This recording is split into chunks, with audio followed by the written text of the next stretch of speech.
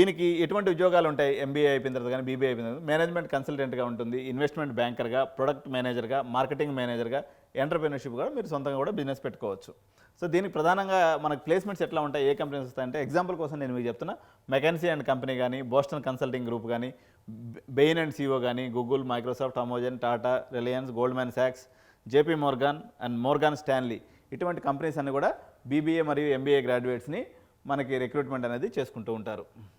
So వీటి salaries ఎలా ఉంటాయని కానీ చూసినట్లయితే, ఇప్పుడు మీరు గమనించండి, మీరు ఐఐటీస్లో పోయేసి మీరు ఏదైనా చిన్న కోర్స్ తీసుకోవడం కన్నా ఇటువంటి ఇప్మాట్ ద్వారా కానీ వెళ్ళినట్లయితే మీరు మేనేజ్మెంట్ కన్సల్టెంట్గా అయితే 5 ఇయర్స్లో ఎంత శాలరీకి పోతారంటే మీరు 40-50 ల్యాక్స్తో పాటు మీకు ఒక లగ్జూరియస్ లైఫ్ అనేది కూడా దీంట్లో అందుబాటులో ఉంటుంది. మేనేజ్మెంట్ కన్సల్టెంట్గా, ప్రొడక్ట్ మేనేజర్గా, ఇన్వెస్ట్మెంట్ బ్యాంకర్గా, ఆపరేషన్స్ మేనేజర్గా, ఇటువంటివన్నీ కూడా మీకు ఆపర్చునిటీస్ అనేవి ఉంటాయన్నమాట.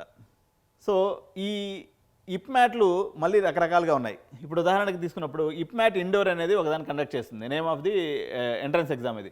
దీంట్లో మనకు ఒక 5 ఐఐఎమ్స్ కవర్ అవుతున్నాయి. IIM Indore, IIM Shillong, IIM Ranchi, IIM Amritsar and IIM Sirmaur. So ఈ సీట్స్ కానీ మనం తీసుకున్నప్పుడు ఇప్మాట్ ఇండోర్ రాయాలి.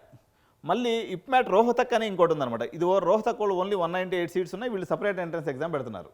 ఎందుకంటే ఐఐటీలకి స్వతంత్ర ప్రతిపత్తి ఉంటుంది, అందువల్ల వీళ్ళు కోఆర్డినేషన్లోకి రాలేకపోతున్నారు. ఇది కొత్తగా వస్తుంది కదా, management education in engineering IITs అనేది it's a new concept. Last 4-5 years నుంచే ఉంది, అంతకుముందు కాలంలో లేదు ఇది.